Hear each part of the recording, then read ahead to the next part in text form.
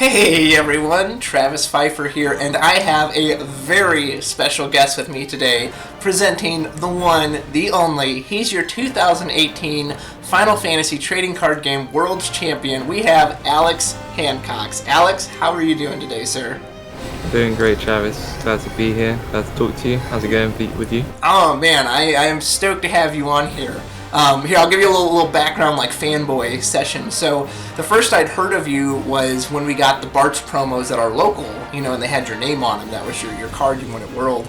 And I was like, oh, Alex Hancox, what's he like? And for some reason in my head, like, I don't know why, you were this massive, like, hulking guy with this, like, really deep voice. And then when I saw you at Worlds in 2019 on stream, I was like, oh, he's like a normal person.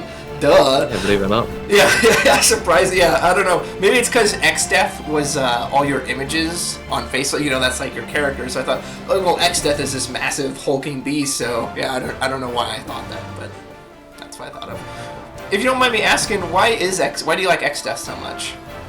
Well, the way I qualified for the first World Championship, I did it. The qualification process was purely done with the X-Death mannequin deck that started in Opus 2 as a dedicated 1/6-drop, brings out a 4-drop or lower mannequin forwards, and there were two really good ones within the two elements I wanted to play, Ice and Lightning, on one Kuja based one and one Lightning based one.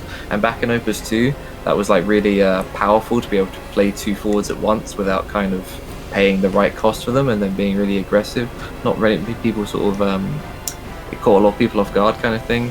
And it's just sort of it's a deck that was never ever meant to actually win anything. Yeah. It was like mannequins were always meant to be this meme, and I actually ended up doing quite well with them, so it kind of became the face of my brand, so to speak, going forward, to have something kind of unique to me, I suppose. That's awesome. Have you ever played Final Fantasy V?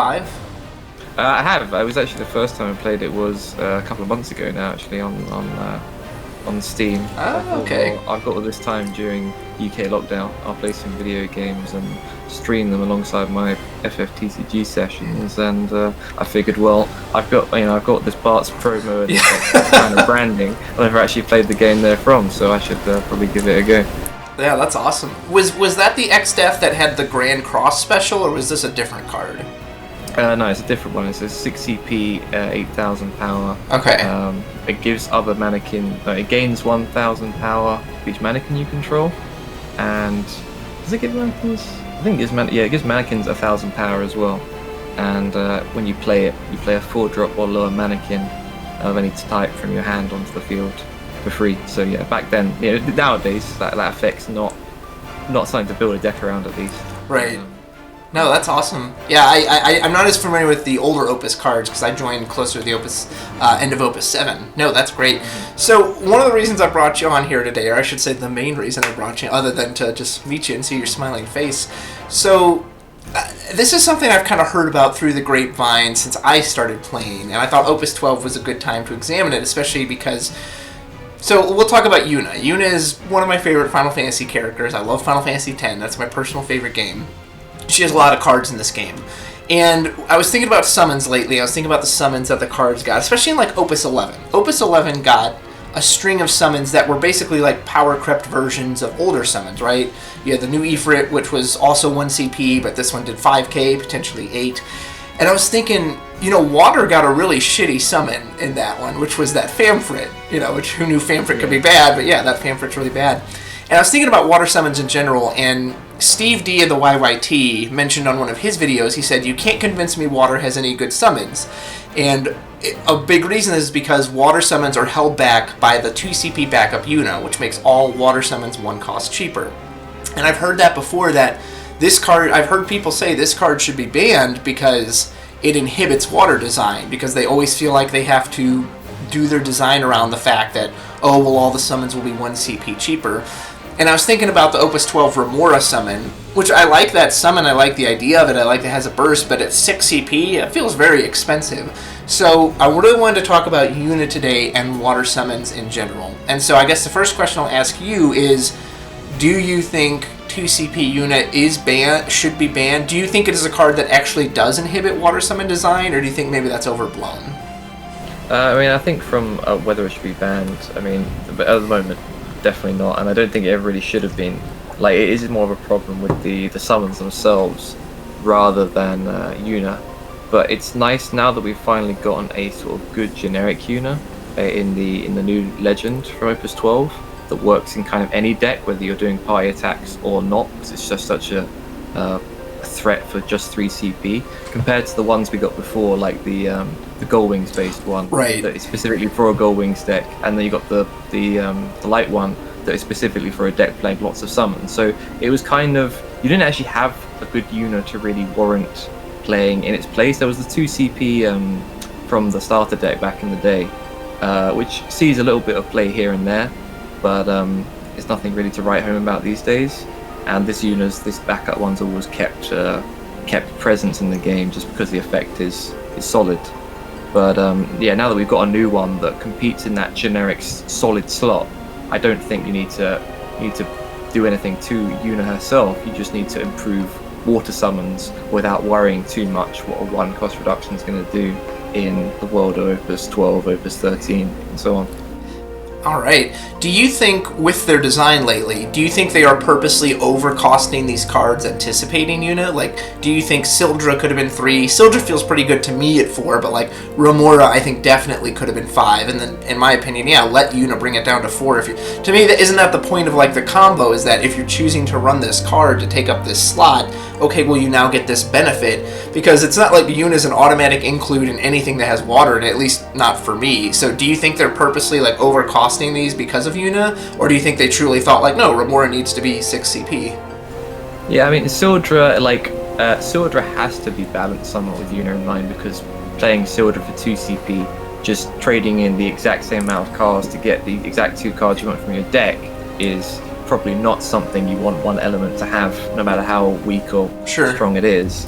But in Remora's case, yeah, I'd probably be inclined to agree now. Every time I've kind of thought about ever putting a card in the deck for any reason, whether it's just for its EX burst, it's like, I think, do I would ever want this card in my hand? I think for 6 CP, no. 5 CP still. Generally, the summons that work best with Yuna are the ones that start off odd costed and get reduced to an even cost, like Famfrit, even like Opus 1 Leviathan back in the early days, because you could cast those cards from your hand without having to leave backups up. So Remora's already too expensive at 6, but at 5, to still use it, you have, during your opponent's turn at least, you have to have 1 backup up at all times to make that Yuna cost do anything. So yeah, Remora is just a bit of an odd one. You know, it's a common summon, which seems to be reflected in how good summons are, the rarity a lot of the time. You compare it to like obviously Diablos and Phoenix, those legend summons. They're a lot more powerful anyway. But Remora could have been 5 cost, and they probably could have made it a rare or something, and it would have fit the kind of laws of the FF-TCG balance universe, I'm sure. Yeah, that's a great point. I hadn't thought about that before, that it kind of works, Yuna works better with odd costed things, because then, like you said, you can just pitch a single card from hand, here comes Famfrit, as opposed to, I've got to leave up backup CP to try to pay for this on curve.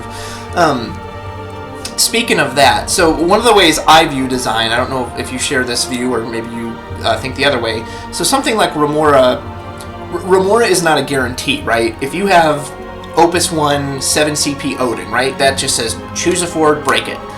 That's it, that's all it does. So that is a guarantee, you know, obviously unless they have Unsaganashi or some way to cancel it, but as far as the effect goes, it's a guarantee it's going to kill something.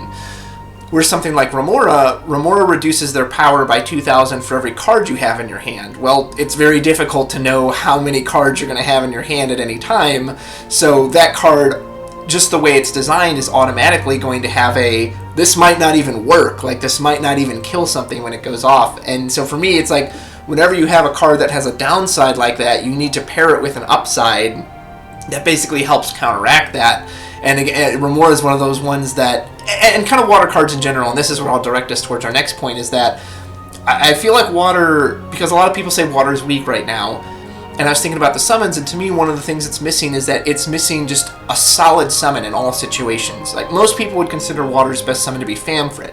But even Famfrit, as much as I love that card, it has a very situational feel. You know, if they have 4 forwards and you have 1 and you hit Famfrit on a burst, you might not even take that because you don't want to have to lose your one guy so that they can still have 3. And, they still get to choose, so the more people they have, the more options they have. Whereas, again, something like Odin just says, hey, break this guy. Ifrit, deal this thing 8,000 damage, give your forwards 2k buff. And then we have summons like Opus 8 Leviathan, which says it is a very strong card, and I like playing it with Yuna in a mono water deck, but it requires you gotta have a bunch of water characters because it's gonna lose power for every character you have. Do you agree with that? Do you think water really needs a more like generic, hey, this summon is good, or do you kind of like the fact that its summons are more situation based? Yeah, I agree. Every element needs one kind of generic summon that does what the summons are intended to do for that element, so either power reduction or some kind of bounce type effect. I was thinking as you were saying that, what sort of summons would I like change that exist to make them more like that, and the first one that came to mind was Kukulkan from Opus 2, the 4-drop EX burst. That card was actually really good for a long time, and honestly I still think it's probably one of the most playable water summons even now, but I feel like we could easily get an update of that card that instead of specifying doll characters opponent controls, if it just said any characters opponent controls reduced by 1,000 power and then draw a card. It's one of those things where that card isn't really playable now because, well, it's sometimes your opponent doesn't even have more than like 4 or 5 characters on the board to begin with, let alone have them dull. So any kind of small boost to that, Leviathan could probably still, that one you're referring to could just say reduce by 1,000 for every character you control, or even specify water, so it's at least splashable in other decks. Doesn't punish you for running, a light or dark card, right, board, for example, or something like that. So yeah, just small changes without probably even changing the cost of the cards at all, could go a long way into bringing the summons of water back into kind of meta contention. I'm glad you mentioned that card specifically because I have a lot of feelings about that card. So you said it as Kukulkan. I've always pronounced it as, how do we say it around here? I think we say like Kuchulain, but I believe it is Kukulkan, right? Because it's based off of like an Irish myth, isn't it? I think it is. I think it's some kind of Gaelic or... Yeah. There's a Scottish version, Irish one. I know it's the Irish one. I looked it up one day. Sometimes I get curious about the cards I don't know how to pronounce, and usually Final Fantasy summons have some kind of mythological kind of background. Most of them have a mythological. Yeah, I've loved looking that stuff up. So Kukulkan, I've used that card recently too, and that's a perfect example that to me, he feels very expensive at 4 CP. Like that to me, and maybe it wasn't, but it feels like it was designed with, well, they're probably going to have Yuna, so really they'll be playing it for 3, so we'll cost it to 4, because, and at 3, when you draw a card, okay, well now it's like a soft 1 CP, but I agree now too, like you said, that it's almost kind of weird that it targets dull characters, because normally that's like an ice or an earth thing. Water doesn't really do that in any other instance. And as much as I love that card, because at its worst it's an EX burst draw card, you're right, it does feel very expensive to play, and like you said, they might have a small board, they might have nothing dull, so maybe it'd be more interesting to have something. I like power reduction a lot as Water's thing, and so I definitely think they should keep that. But let's talk about bounce, because bouncing was originally Water's form of removal. Opus 1 Leviathan, the new Strago in Opus 12, and he's a great little example of that, is that unfortunately right now in the game, there are so many great enter-the-field effects, sometimes really cheap. I had a game the other day where I had that new Strago, and I honestly didn't want to play him because, well, I don't want to bounce any of these guys back. Like, then they're just going to replay it again and get this great effect. So, do you think bounce still has a place in this game, or do you think Water should, I know there's kind of a couple questions, but yeah, do you think bounce still has a place in this game? Should Water get some other form of removal that maybe is more helpful to them than, hey, I'm going to let you replay all those ETBs again? Well, yeah, I'm not sure what other type of removal it would get to differentiate itself from other elements. Maybe at this point it doesn't have to. Maybe they can start blurring the lines a little bit more. I mean, you look at like fire summons, for example, Belias and Belias the Gigas. They don't really do what you'd expect fire to do. They give you power and then give you like first strike. You don't imagine those being fire things. Mm-hmm. That's been around. That one's been around since Opus 2 as well. But in the case of Water, bounce, like, it's one of those things again, like you need just updates to certain kind of cards. Like there's the 1 CP Leviathan from like Opus 6 or 7 or something around there, maybe 8. I'm not even sure. It's quite a while ago, but it's a 1 CP X burst, bounce a card equal to or less the number of cards in your hand, that's the kind of cost bounce needs to be relevant these days. But again, basing it on the amount of cards in your hand, you can't always guarantee how effective it's going to be. Right. A lot of the best cards we see nowadays, like Tenzen for example, you need 6 cards in your hand plus the Leviathan you're going to cast. Right. Effort. And even then, all you're doing is bouncing Tenzen. They still get a card back with Tenzen's ability, stuff like that. So, maybe it needs more like, again, there's another Leviathan, the Dissidia one, that the DFF00 one, that it, on the X burst, if you get it, you draw a card and you bounce a 4 or lower. Someone could exist without needing to draw a card on the X burst. Yeah. It could easily be the Opus 1 Leviathan nowadays could say, 3 CP X burst, bounce a 4, draw a card. I mean, maybe with the X burst, maybe it's too good, but just small little things like that. Again, just little updates to the text to make it a bit more versatile and generic would go a long way to just making that whole bounce thing worthwhile, because there are still some good targets for it, and when you're trading evenly on the resources, that's fine. But nowadays, you spend 2 CP to bounce a card.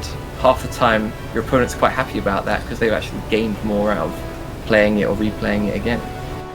That's a great point. I was thinking, a little spoiler for in my mind is going for Opus 13 when I saw that new Sid Randall revealed that says, hey, your opponent's ETBs don't work. I was like, hey, it'd be interesting to build like an Ice Water bounce deck based around that I can now freely bounce them and you're not going to be able to get anything off them if you replay them. So that was just one little idea. But yeah, like you said, in general, it doesn't feel very good to bounce things right now because usually my opponent, on occasion, like I know that Opus 11 Celis, where you could like bounce one of your backups to bounce one of their forwards. I got caught in some chains of that where it's like, oh man, I can't keep any blockers down. They just keep removing them. But for the most part, it's like, no, I'm happy to. Oh, you're gonna let me replay Genesis over and over again? Sure. Let me dull freeze 100 times.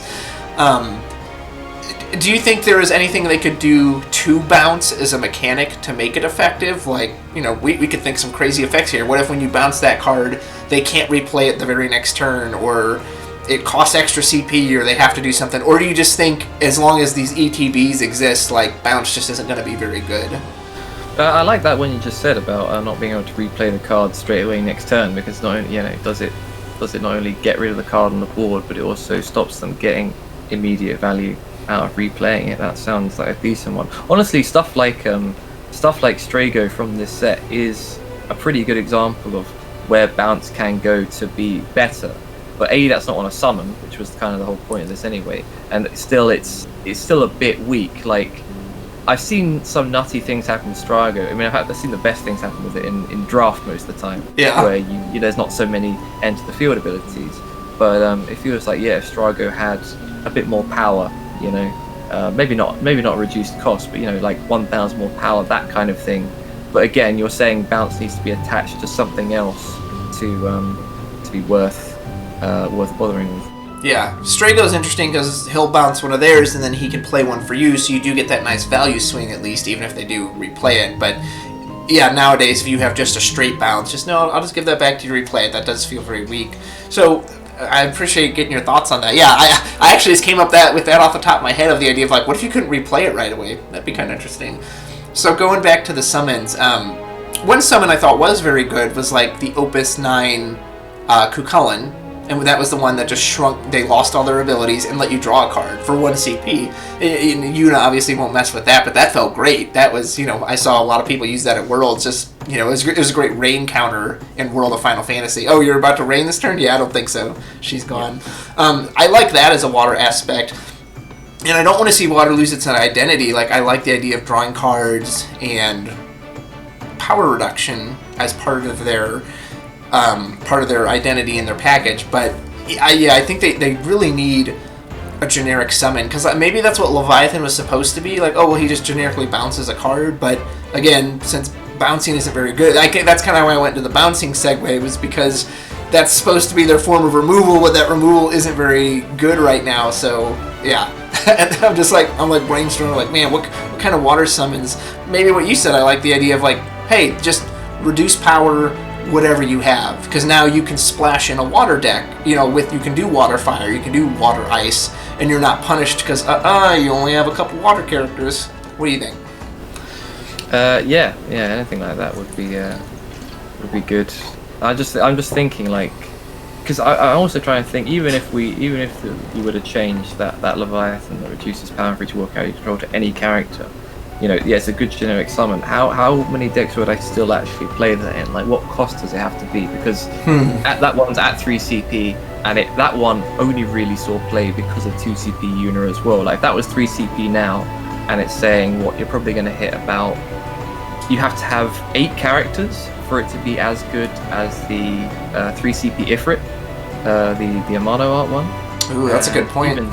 Even then, that Ifrit has the extra bonus of giving your fire characters or fire forwards plus 2,000 power extra. So you think about it, it's like whether or not the Leviathan has the X burst, it doesn't make up for the fact that Ifrit is just not only better in almost every regard, but it's just simpler. It does 8k no matter what, and I mean, that's the thing. Developers have to keep in mind that we sort of live in this world where a lot of games at the moment and in these past few sets are being decided when there's only less than 8 characters on a person's side of the field.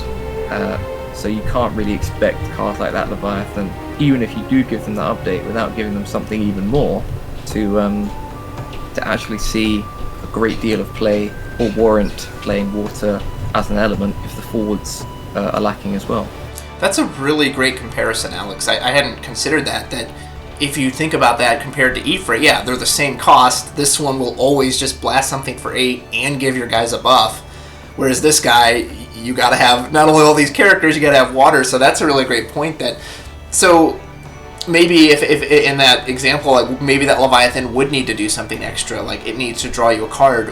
Which again is kind of what I was thinking with Remora too, is that the benefit of Remora is it's a burst and it draws you a card, but again, it doesn't have that guaranteed removal because it's still dependent on how many of the cards you... And to me, it seems like if you're going to pair something with a downside or an uncertainty of, hey, this may or may not work, it needs to have a really high upside then, because, like you said, any card that has an uncertainty, inherently as a player, you're going to steer away from those, right? Why would I go for a card that might kill something for 8k at 3 CP when I have this card that will kill something for 8k, 3 CP? That's a really interesting way to think about it.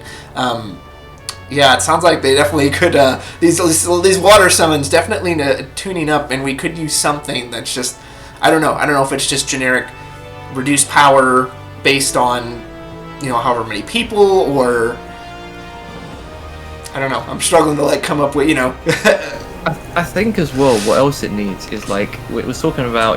We started off with, does 2 CP unit need changing or banning or whatever, but water probably needs more cards in a similar vein to that unit. Also ones that aren't named unit. Most of the cards it has revolving around summons are named like Garnet or Yuna. There's not much diversity in the name. Yeah. And then the first one we got that looked like it had some potential at first was Folker. The 1/6 from FF Brave Exvius, and that one is the card turned out to not be very good and too kind of slow, but it had summon synergy, had a name that would be didn't have 5 times before in the card game, and maybe they could have made that effect slightly better, her effect slightly better to warrant playing more water summons. Because if you think the reason fire summons are so popular right now, it's not just because Amaterasu is really good, it's also because you've got Terra from the starter deck that allows you to add them back to your hand.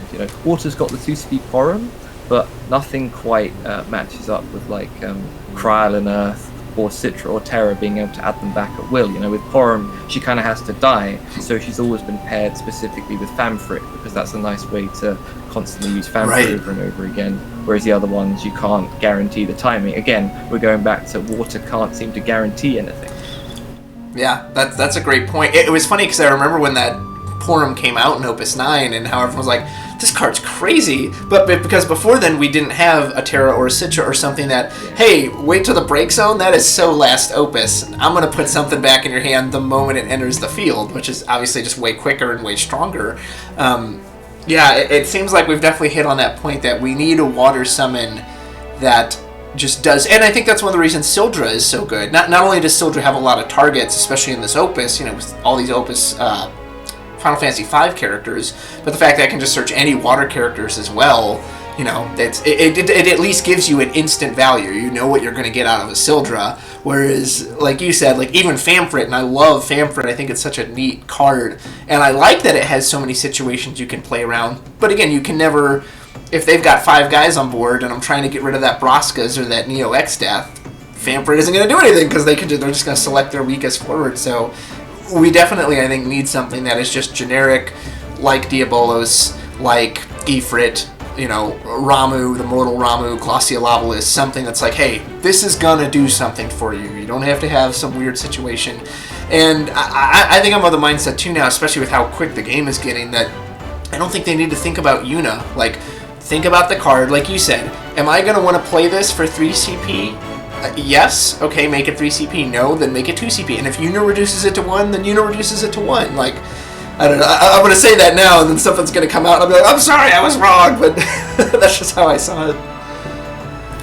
Yeah, there's also the reason Yuna's been so popular in general is not actually really even because of water summons. Water summons have been a convenience. It's more even because of Valor Fort. Yuna's popular mostly because of Wind Water.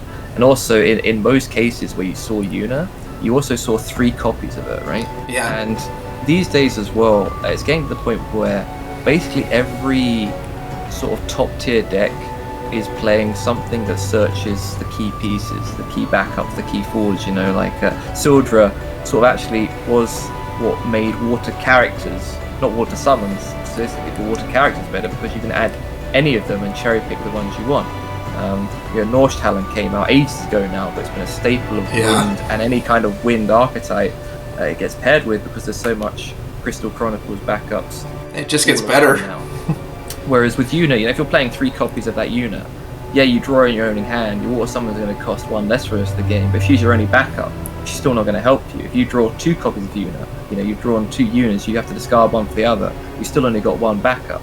It's that kind of thing. She's not doing even more than that. She's not like Tyro, where she's adding any water summon, and then when you're on 5 damage, she makes your water summons do 2,000 extra. Right. Something like that. That's a great point. Yeah, she just has that initial value. Well, and there's been plenty of decks that I've done a water splash, and I'll have 3 Famfrits in there or 3 Cucullin in there. I'm just like, I don't want to put in Yuna just for that. So if they indeed are still trying to balance their water summons around Yuna, which at least it feels like it is, especially with Remora. Like you said, I think Sildra is fine at 4, but Remora, I'm like, why wasn't that 5? That would have felt so much better at 5, or to have Yuna reduce it to 4, play the Remora, I'm drawing a card kind of thing. So if they are still balancing around Yuna, I think it's time they need to stop.